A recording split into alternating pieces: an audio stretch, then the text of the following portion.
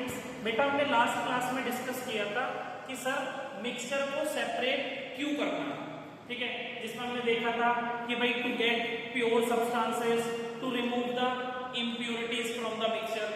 But आज हम देखेंगे कि what are the different methods that we use to separate the mixture. तो अब हम बात करेंगे मेथड्स ऑफ सेपरेशन। देखो ऐसा नहीं है कि एक ही पर्टिकुलर मेथड यूज होने वाला है मिक्सचर को सेपरेट करने के लिए।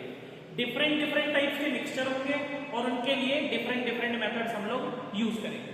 तो मेनली आपको तीन तरीके के मिक्सचर पढ़ने हैं बेटा। नंबर फर्स्ट सॉलिड मिक्सचर, मतलब अगर दोनों ही कंपोनेंट कैसे होंगे, सॉलिड होंगे। नंबर टू लिक्विड मिक्सचर, अगर दोनों ही कंपोनेंट कैसे होंगे मिक्सचर के अंदर, लिक्विड फॉर्म में होंगे। और the third one is solid liquid mix, ठीक है। तो एक एक करके सबको डिस्कस करेंगे, पर पहले ये देख लेते हैं कि जैसे अगर सॉलिड मिक्सचर है तो उसके लिए हम कौन कौन से मेथड्स का यूज कर सकते हैं, ठीक। तो मेजरली हम तीन मेथड्स का यूज करेंगे। अगर आपके पास जो मिक्सचर है उसके अंदर दोनों चीजें ही सॉलिड है, तो number first we use by using suitable solvent. अभी डिस्कस करेंगे एक करके सब, ठीक है। आप क्या कर सकते हो, एक पर्टिकुलर सॉल्वेंट का यूज कर सकते हो और उससे क्या कर सकते हैं, हम मिक्सचर को सेपरेट कर सकते हैं।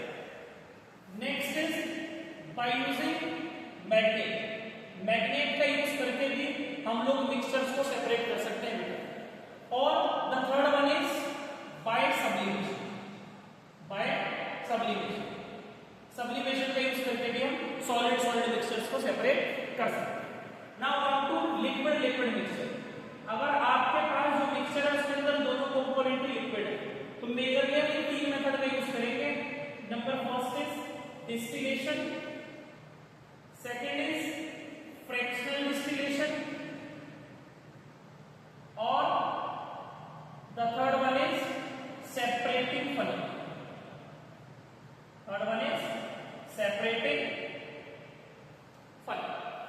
और द लास्ट इज कि अगर मेरे पास जो मिक्सचर है सर वो कैसा है, सॉलिड लिक्विड मिक्सचर है, तो उसके लिए हम कौन कौन से मेथड यूज कर सकते हैं बेटा। उसके लिए हम यूज कर सकते हैं इवेपोरेशन,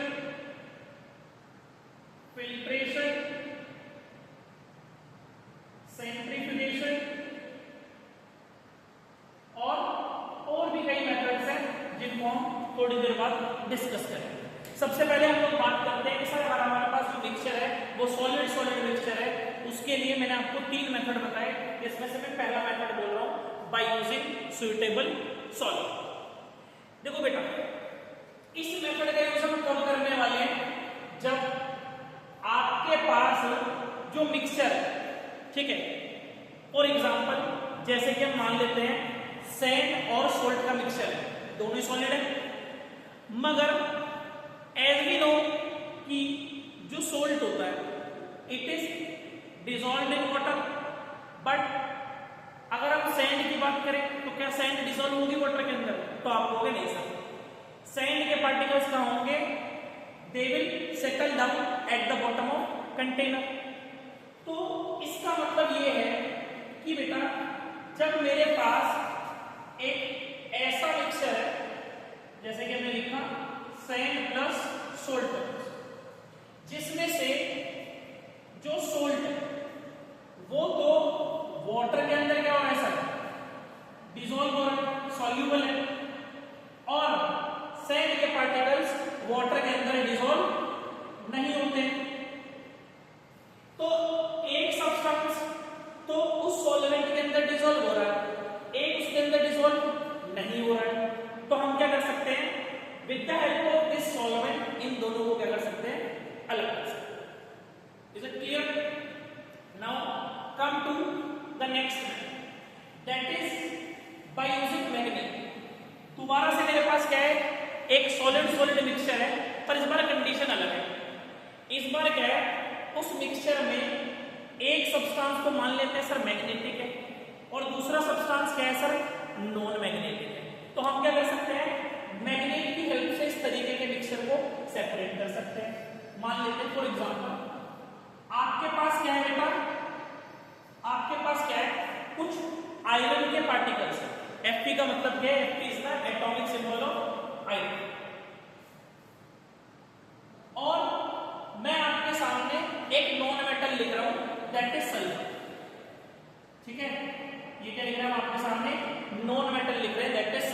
हमने एलिमेंट्स जब पढ़ाया था आपको तब डिस्कस करा था ना मेटल और नॉन मेटल और उनकी प्रॉपर्टीज पे डिस्कस करी थी। तो मेटल्स कैसे होते हैं मैग्नेटिक जनरली और नॉन मेटल्स नॉन मैग्नेटिक। या फिर अगर मैं इस पर्टिकुलर मिक्सचर की बात करूं तो as you know very well कि सर यहाँ पे जो आयरन है, आयरन तो हमारा क्या है सर मैग्नेटिक है, मगर सल्फर एक नॉन मेटल है बेटा और एक ऐसा ही नॉन मैग्नेटिक।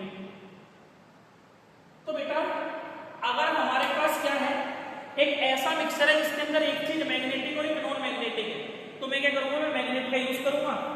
भाई हमारे पास मिक्सचर है मैग्नेट का अगर हम यूज करें तो आयरन के पार्टिकल्स क्या होंगे मैग्नेट की तरफ अट्रैक्ट हो जाएंगे, तो सारा आयरन तो कहां आ जाएगा मैग्नेट की तरफ अट्रैक्ट हो जाएगा, बाहर आ जाएगा, और खाली सल्फर के पार्टिकल्स बाहर आ जाएंगे जो कि नॉन मैग्नेटिक है। आपने देखा होगा अगर आप कभी हरिद्वार वगैरह गए हो या किसी गंगा जी पे, तो वहां पे कुछ लोगों को देखा होगा जो क्या करते हैं मैग्नेट की हेल्प से गंगा जी में से सिक्के निकालते हैं। ठीक है, वहां पे भी क्या हो रहा है कि सर मैग्नेटिक चीज को क्या करा जा रहा है अलग करा जा रहा है पानी में से, है ना, with the help of magnet. Same काम यहाँ पे करना है। अगर ऐसा कभी कोई मिक्सचर है जिसमें एक मैग्नेटिक एक नॉन मैग्नेटिक चीज है तो आप मैग्नेट की हेल्प से क्या कर सकते हो बेटा उनको अलग कर सकते हो। Now come to the third method that is sublimation. तीसरा मेथड क्या है बेटा हमारे पास सब्लिमेशन। सब्लिमेशन का यूज कब करना है सर? सबसे पहले तो सब्लिमेशन पता होना चाहिए क्योंकि आधे बच्चों को यही नहीं पता होगा सब्लिमेशन क्या है। ठीक, तो सर सब्लिमेशन क्या होता है बेटा? एक प्रोसेस है जिसमें जो सॉलिड के पार्टिकल्स होते हैं अगर आप उनको हीट करोगे तो वो डायरेक्टली किसमें कन्वर्ट हो जाएंगे गैस में कन्वर्ट हो जाएंगे। इसी प्रोसेस को हम लोग क्या बोलते हैं सब्लिमेशन बोलते हैं। अब ऐसा हर एक पार्टिकल नहीं होगा सॉलिड का जिसको आप हीट करोगे डायरेक्ट गैस में ही कन्वर्ट हो जाएगा। जैसे आइस को अगर हीट करोगे तो वो तो किसमें कन्वर्ट होगी पहले लिक्विड वाटर।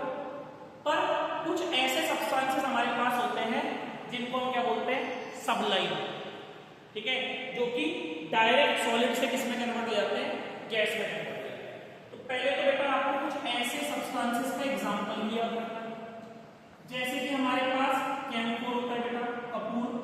अगर आप कपूर को हीट करोगे तो डायरेक्टली किसमें कन्वर्ट होगा वेपर्स में कन्वर्ट हो जाएगा।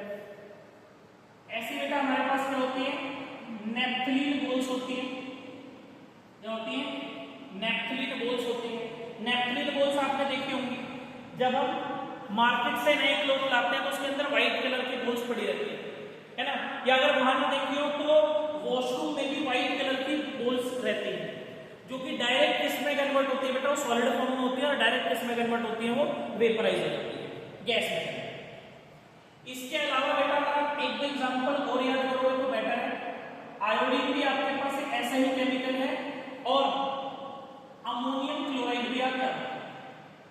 अमोनियम क्लोराइड भी आप याद रखना, ये हम आपको लैब में दिखा देंगे किस तरीके का होता है। फिलहाल के लिए आप याद रखना कि अमोनियम क्लोराइड कैसा है, जैसा आपका टाटा सोल्ट होता है ना नमक, बिल्कुल देखने में आपको ऐसा ही लगेगा अमोनियम क्लोराइड। ठीक है, अब ये तो है sir sublimation, solid direct convert हो रहा है गैस में। और ये जो मैंने यहाँ पे एग्जांपल्स लिखे हैं सब्सटेंसेस को हम लोग बोलते हैं सब्लाइम, जो कि डायरेक्ट इसमें कन्वर्ट हो सकते हैं वेपर में कन्वर्ट हो सकते हैं। बट अब हम देखते हैं कि सब्लिमेशन जो मेथड है इसका यूज कैसे करना है। ठीक है, तो सर यूज तो तभी होगा जब दोनों चीजें क्या हो solid, but there is one condition, दोनों सॉलिड में से एक कैसा होना चाहिए बेटा सब्लाइम होना चाहिए और एक सब्लाइम नहीं होना चाहिए। मतलब एक ऐसा होना चाहिए जो डायरेक्ट वेपर में कन्वर्ट हो जाए और एक ऐसा जो ना हो। एग्जांपल देखो, सब्लिमेशन का एग्जांपल है आपके पास क्या है बेटा सोडियम क्लोराइड। सोडियम क्लोराइड जिसको हम लोग क्या बोलते हैं ये आपका टाटा सोल्ट टेबल सोल्ट। ठीक है, तो सोडियम क्लोराइड को अगर हमने ऐड कर रखा है किसमें अमोनियम क्लोराइड। ठीक है, आपके पास एक ऐसा मिक्सचर है जिसमें दो सॉलिड पार्टिकल और दोनों कैसे हैं सोल्ट है, देखने में बिल्कुल आपको एक जैसे लगेंगे, मगर अगर इन्हें अलग करना है तो आप सब्लिमेशन की हेल्प से अलग कर सकते हो। क्यों?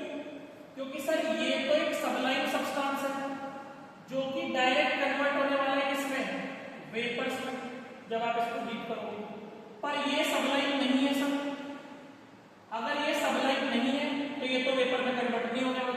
आप मिक्सचर को हीट करोगे, ये इसमें कन्वर्ट हो जाएगा, वेपर में कन्वर्ट हो जाएगा और ये होगा नहीं। तो इस तरीके से क्या कर सकते हैं, दोनों को अलग कर सकते हैं। बेटा नेक्स्ट क्लास में हम लोग डिस्कस करेंगे लिक्विड लिक्विड मिक्सचर के बारे में, जिसमें 3 मेथड हमें पढ़ने हैं, डिस्टिलेशन, फ्रैक्शनल डिस्टिलेशन और सेपरेटिंग पॉइंट। और इसमें से एक चीज आप याद रखना, अगली क्लास में दोबारा बताएंगे, डिस्टिलेशन और फ्रैक्शनल डिस्टिलेशन का यूज तब करते हैं जब आपके पास जो दोनों लिक्विड है वो आपस में मिसेबल है, मतलब दोनों आपस में क्या हो जाते हैं, घुल जाते हैं। और सेपरेटिंग फनेल का यूज तब करते हैं जब आपके पास जो दोनों लिक्विड है वो आपस में कैसे होते हैं, इनमिसिबल, आपस में नहीं डिसोल्व। ठीक है, नाउ नेक्स्ट क्लास में हम इन दोनों को डिस्कस करते हैं।